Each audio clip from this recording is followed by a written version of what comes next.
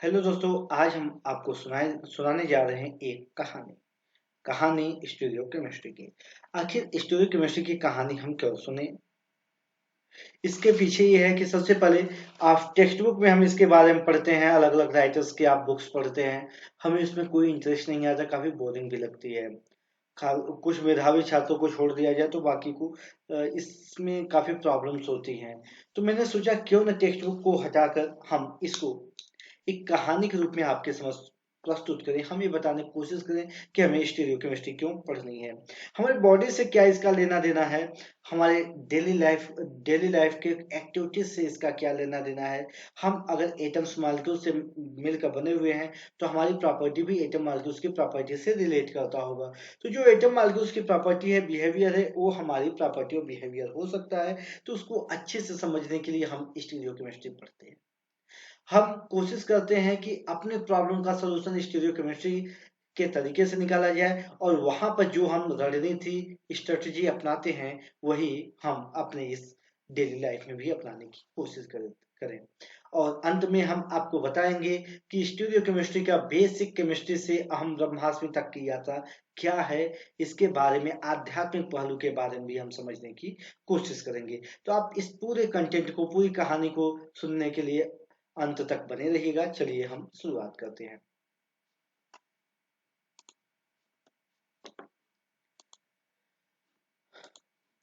अगर हम Lewis Pasteur का नाम न लें तो स्टीरियो केमिस्ट्री का नाम लेना ही बेमानी हो जाएगी। भारत का प्रथम स्वतंत्रता संग्राम, तारीख 10 मई 1857 घोषित की गई थी।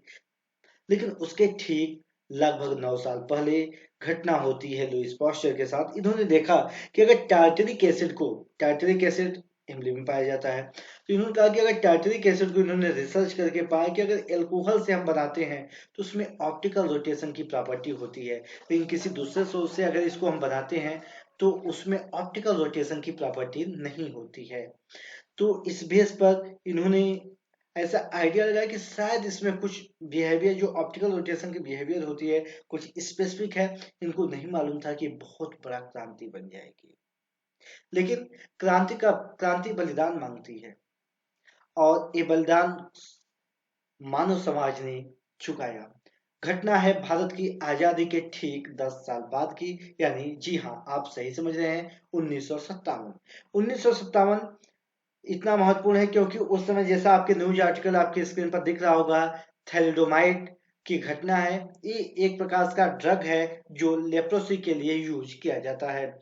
इसमें अब थैलिडोमाइड क्या होती है, ये क्या है, ये डिजास्टर क्या है, इसके बारे में भी आप जरूर गूगल करके पढ़िएगा। इस घटना में क्या हुआ कि ढेर सारे लोगों की मौत हुई। ऐसा पाया गया, ऐसा देखा गया रिसर्च करके कि जो थैलिडोमाइड है, थैलिडोमाइड का एक ऑप्टिकल आइसोमर काफी हमारे बॉडी के लिए हेल्पफुल है, जबकि दूसरे के बहुत ही खतरनाक जेनेटिक डिसऑर्डरनेस, घातक बीमारियां पैदा करने वाले लक्षण पाए गए। बाद में इसके बाद से, यानी कि घटना 1957 के बाद से, हम ऑप्टिकल आइसोमेरिज्म के क्षेत्र में एक जबरदस्त क्रांति हुई, क्योंकि क्रांति बलिदान मांगती है। लाखों लोगों के जीवन में बहुत भयंकर परिवर्तन हुए। उसके बाद से स्टीरियो आइसोमेरिज्म में एक जबरदस्त अध्ययन करने की होड़ मच गई, और शुरुआत होती है आगे। अब आप ये सवाल कर सकते हैं कि हम स्टीरियो आइसोमेरिज्म क्यों पढ़ें, ये सवाल आपके अंदर हो सकता है। तो इसलिए आप पढ़ सकते हैं, क्यों इसलिए आपको पढ़ना है क्योंकि अभी में जितनी बीमारियां हैं उसके 90% जो ड्रग होते हैं वो कायरल मालिक्यूल्स के होते हैं, यानी कायरल प्रॉपर्टी स्टीरियो आइसोमेरिज्म का एक महत्वपूर्ण टर्मिनोलॉजी ये होता है। अब क्यों? क्योंकि हमारे बॉडी के बायोमॉलिक्यूल्स होते हैं, कौन कौन से होते हैं, स्क्रीन पर दिख रहा होगा। कार्बोहाइड्रेट, लिपिड, प्रोटीन और न्यूक्लिक एसिड। ये चारों बायोमॉलिक्यूल, जो बेसिक बायोमॉलिक्यूल्स होते हैं, ये सारे स्टीरियो केमिस्ट्री के पार्ट होते हैं, यानी स्टीरियो मॉलिक्यूल्स होते हैं। अगर इनमें कोई प्रॉब्लम्स होती है तो जो प्रॉब्लम की जड़ है, समस्या कैसे होती है, उसका निदान अगर समस्या के तरीके से खोजा जाए तो शायद हम बहुत कारगर तरीके से समस्या का समाधान कर सकते हैं। ठीक, जी हाँ, बिल्कुल, इसीलिए हम आज स्टीरियो आइसोमेरिज्म के बारे में अध्ययन करते हैं। Three dimensional chemistry. स्टीरियो होता है थ्री डायमेंशनल, और यानी कि किसी भी एटम्स मॉलिक्यूल्स की three dimensional arrangement, physico chemical property यानी फिजिकल प्रॉपर्टी और केमिकल प्रॉपर्टी के स्टडी करने की विधा को, ज्ञान को, नॉलेज को, एक ब्रांच को हम स्टीरियो केमिस्ट्री बोलते हैं।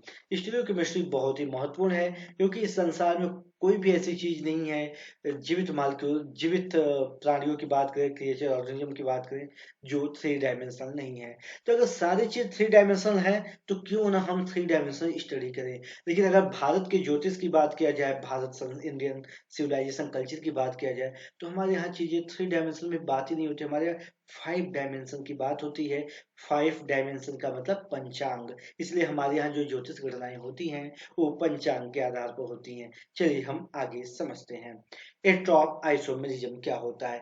ए का मतलब होता है नहीं, ट्रोपोज का मतलब होता है टर्न, जिसको घुमाया न जा सके। इसके बारे में डिटेल से गूगल करके आप जरूर पढ़िएगा। मेरा यहाँ पर उद्देश्य है कि आपके अंदर एक जिज्ञासा पैदा किया जाए।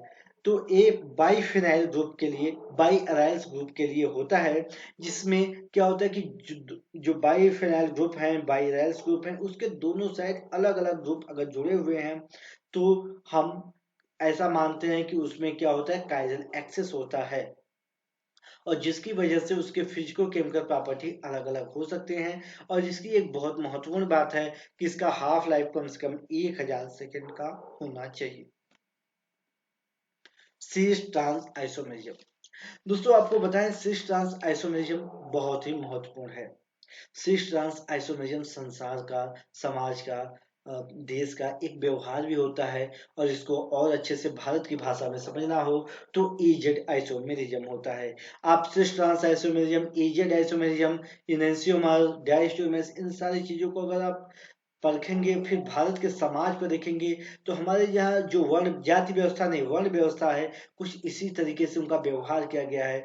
आप सबको समझिए, सबकी प्रॉब्लम, सबकी नॉलेज को हम एक दूसरे से शेयर कर सकें, यही हमारी जाति वर्ण व्यवस्था का मूल रहा है।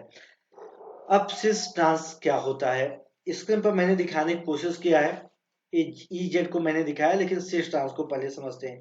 अगर एक ही मॉलिक्यूल, एक ही प्रकार का मॉलिटी अगर डबल बॉन्ड के एक ही डायरेक्शन में है उसको सिस कहते हैं, और अगर सेम मॉलिक्यूल्स अलग अलग डायरेक्शन में है डबल बॉन्ड के, तो उसको हम ट्रांस कहते हैं। और मॉलिक्यूलर फॉर्मूला, मॉलिक्यूलर वेट सब कुछ सेम होता है। लेकिन जो एजेड नॉमेनक्लेचर होता है, आइसोमेरिज्म होता है, इसमें ऐसा हो कि अगर डबल बॉन्ड के दोनों तरफ जो चारों मॉलिक्यूल्स लगे वो सेम ना हो, चारों अलग अलग हो, तो उनको तो आप सिस ट्रांस से नहीं बता सकते हो। फिर भैया उनको कैसे बताएं, उनको बताने के लिए इजेड आइसोमेरिज्म दिया गया। अब आपके लिए काम है कि सिस ट्रांस आइसोमेरिज्म और इजेड आइसोमेरिज्म को सबसे पहले किसने प्रपोज किया था। आप इसको खोजिएगा और कमेंट बॉक्स में जरूर बताइएगा। हम चलते हैं इजेड आइसोमेरिज्म के बारे में समझते हैं। इजेड आइसोमेरिज्म कुछ नहीं है, चारों अलग अलग मॉलिक्यूल्स हैं, तो हाई प्रायोरिटी वाले जो ग्रुप हैं, यानी कि जिनका एटॉमिक नंबर या मास नंबर, अगर एटॉमिक नंबर सेम है तो मास नंबर जिनका सबसे ज्यादा होता है, उनको प्रायोरिटी पहला दिया जाता है, हाई प्रायोरिटी दिया जाता है। तो हाई प्रायोरिटी वाले ग्रुप अगर एक साइड है तो उनको हम क्या कहते हैं, जेड कहते हैं। जेड जर्मन भाषा का शब्द है, जिसका मतलब होता है जुस्टामेन, मतलब टुगेदर। और जो ई होता है, ई भी जर्मन भाषा का ई भी जर्मन भाषा की शब्द इंटेलिजेंस से लिया गया है, जिसका मतलब होता है अपोजिट। ठीक है। अब हम सिस ट्रांस आइसोमेरिज्म को नेचर में देखते हैं। तो नेचर में जितने भी बायोमॉलिक्यूल्स पाए जाते हैं, अगर वो सिस ट्रांस के टर्म में है तो सिस के रूप में ही पाए जाते हैं। ट्रांस के रूप में हम मॉलिक्यूल्स जल्दी नेचुरल मॉलिक्यूल्स नहीं पाया जाता है। दूसरा, जो सिस मॉलिक्यूल्स होते हैं वो हमारे बॉडी के लिए, जैसे सिस फैट की बात किया जाए तो हमारी बॉडी के लिए बहुत ही फायदेमंद होता है। ट्रांस फैट हमारी बॉडी के लिए बहुत ही घातक होता है। तो और जो ट्रांस मॉलिक्यूल्स होते हैं वो नेचर में बहुत ही कम पाए जाते हैं, इनको जल्दी आर्टिफिशियल यानी लेबोरेटरी सिंथेसिस के द्वारा बनाया जाता है। अगर हम बात करें सिस, तो सिस के बॉइलिंग पॉइंट कम होती है, मेल्टिंग पॉइंट कम होती है, जनरली लिक्विड के फॉर्म में होते हैं, जबकि ट्रांस मॉलिक्यूल जो होते हैं नेचर में पाए जाने वाले, उनकी मेल्टिंग पॉइंट थोड़ा ज्यादा होती है, ये सॉलिड या सेमी सॉलिड के फॉर्म में पाए जाते हैं। एक चीज हमें ध्यान देना है कि सिस ट्रांस हमेशा आप अप्लाई अप्लीकेबल नहीं हो सकता है, जबकि ईजेड हो सकता है। हम दोनों को अगर थोड़ा सा ध्यान से समझे तो सिस ट्रांस एक प्रकार से पार्ट है ईजेड आइसोमेरिज्म का। यानी जो जो सिस ट्रांस है वो ईजेड हो सकता है, लेकिन सारे ईजेड आइसोमेरिज्म सिस ट्रांस हो ये जरूरी नहीं है। कन्फर्मेशनल आइसोमेरिज्म क्या होते हैं इसके बारे में हम समझते हैं।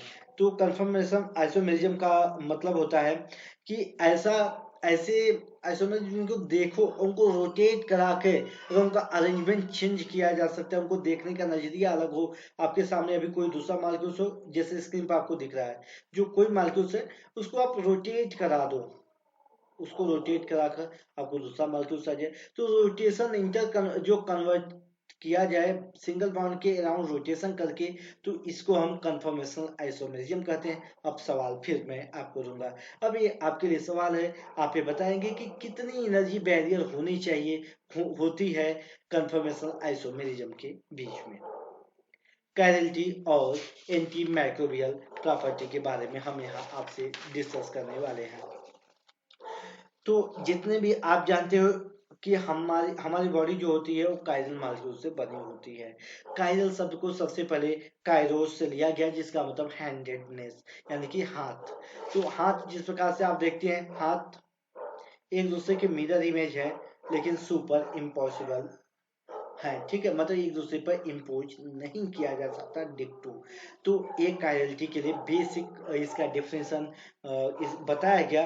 अब हम एक चीज समझने की कोशिश करते हैं। जो कायरस मालिक्यूल्स होते हैं, कायरलिटी के बेस पर जो स्टीरियो आइसोमेरिज्म होता है वो कितने प्रकार के होते हैं, डाई स्टीरियोमर्स और इनेंसियोमर्स। जो डाई स्टीरियोमर्स और इनेंसियोमर्स होते हैं, जो इनेंसियोमर्स होते हैं इसमें जो नॉन बॉन्डेड एटम्स होते हैं, एक दूसरे से डायरेक्ट बॉन्डेड एटम्स नहीं होती है, उनकी डिस्टेंस हमेशा फिक्स होती है इनेंसियोमर के केस में, जबकि डायस्टेरियोमर्स के केस में वो फिक्स नहीं होती है।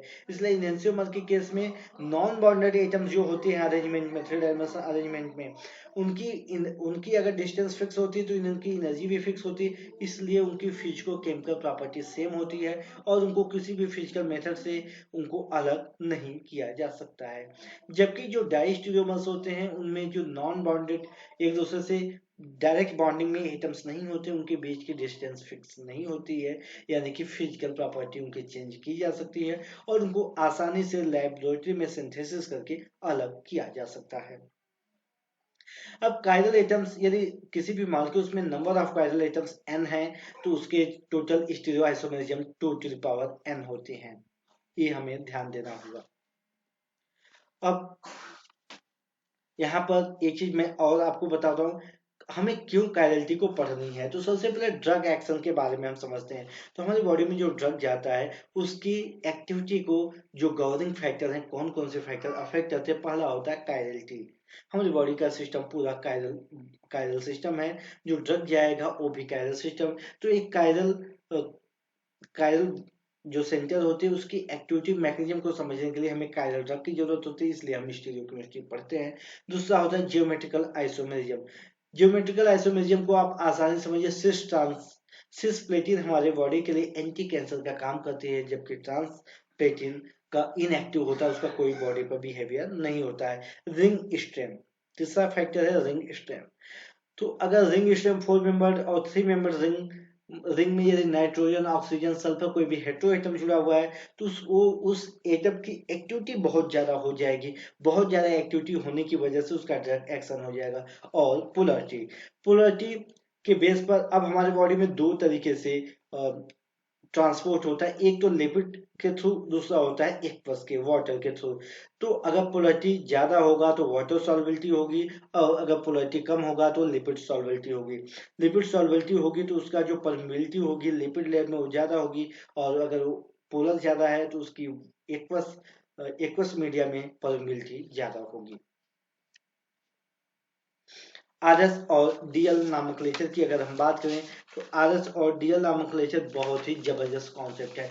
सबसे पहले डीएल नामकलेचर को दिया गया, और डीएल नामकलेचर और आरएस नामकलेचर में आप देख रहे हैं, डीएल नामकलेचर में बताया गया कि अगर ज्यादा कायरल सेंटर है, ज्यादा कायरल सेंटर है तो जो अगर जो लास्ट कायरल सेंटर होता है मेन फंक्शनल ग्रुप से लास्ट वाला, यानी कि सेकंड लास्ट पोजीशन की बात करें, उसका जो काइडल होता है उसका हम असाइनमेंट करते हैं, उसके प्रायोरिटी देते हैं। और प्रायोरिटी 1 2 3 अगर रोटेट क्लॉकवाइज हो रहा है तो उसको डी से दिखाते हैं, कैपिटल डी से।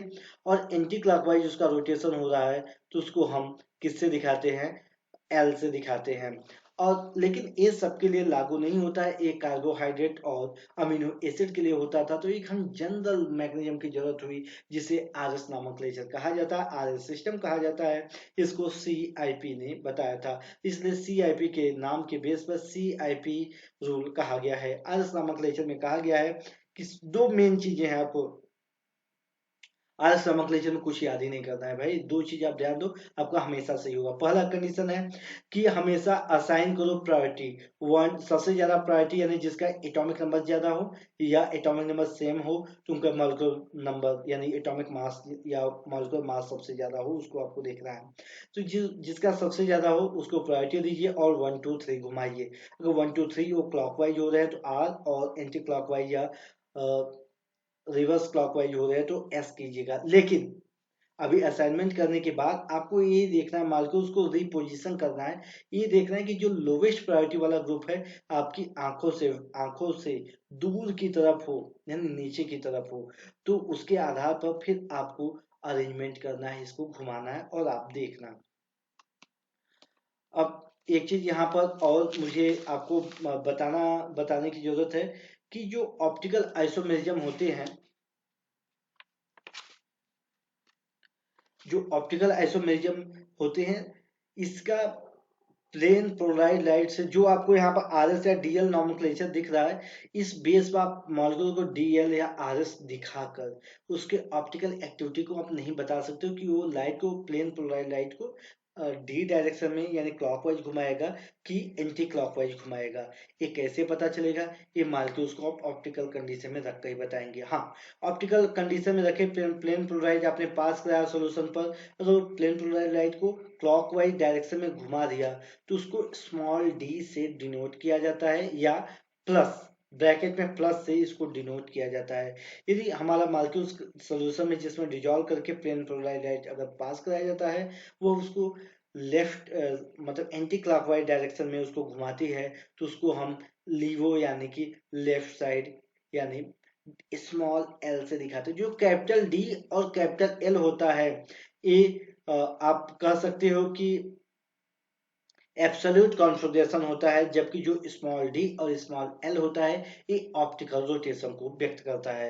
अगर कोई रेसमिक पिक्चर है तो उनको प्लस माइनस ब्रैकेट में लेकर उसके बाद उसके कंपाउंड का नाम लिखा जाता है।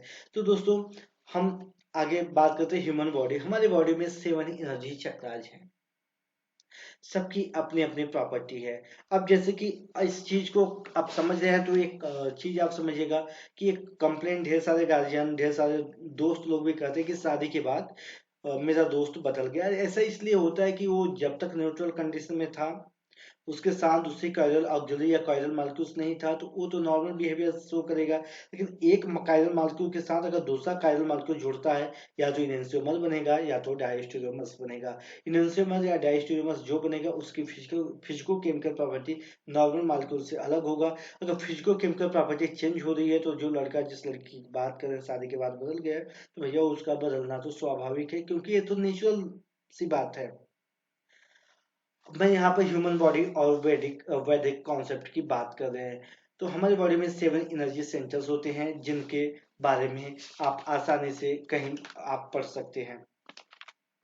हम यहाँ पर 7 एनर्जी सेंटर की अगर बात करें तो ये जो एनर्जी सेंटर्स होते हैं, शुरुआत नीचे से होती है, जिसको हम मूलाधार चक्र बोलते हैं, जिसको रूट रूट चक्र बोलते हैं पहले चक्र को। दूसरा होता है स्वादिष्ठान चक्र, जिसको स्प्लेन चक्राज बोलते हैं। तीसरा होता है मणिपुर चक्र, जो पेट के पास होता है, इसको सोलर बोलते हैं। चौथा हृदय चक्र होता है, जिसको अनाहत चक्र बोलते हैं, और इसको हम हार्ट बोलते हैं। विशुद्ध चक्र कंठ में होता है, जहाँ पर आदिशक्ति माता दुर्गा का वास होता है, इसको हम आज्ञा छोट चक्र बोलते हैं। और तीसरा जो नेत्र होता है वो अंजना या आज्ञा चक्र होता है, जिसको हम ब्रो